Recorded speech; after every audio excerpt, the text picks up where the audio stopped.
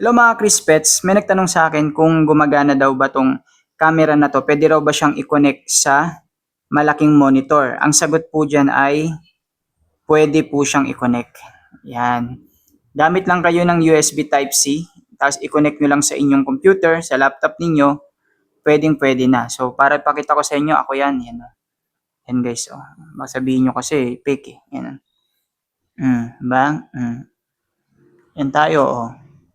So kapag kinonect nyo to sa inyong laptop or computer, mawawala yung ano niya, monitor dito sa built-in.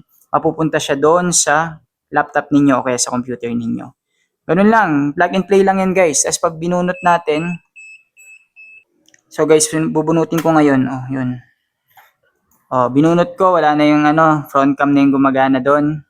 Bumalik na dito yung ating display. See? Ganda talaga ng microscope na to. Tingnan nyo naman, adjustable pa oh. Na-adjust yung zoom ng camera niya.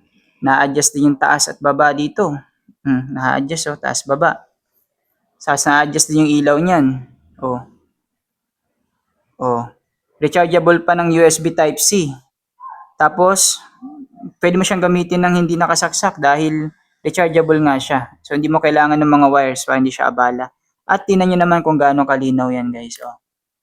Malinaw talaga to. Kung panilip lang naman kailangan ninyo para sa maayos ninyong trabaho, pwedeng nyo na itong gamitin guys. So, check out nyo na lang yan guys. Ilalagay ko dyan sa yellow basket para naman happy-happy tayo mga tech. Yun lang guys. Bye-bye.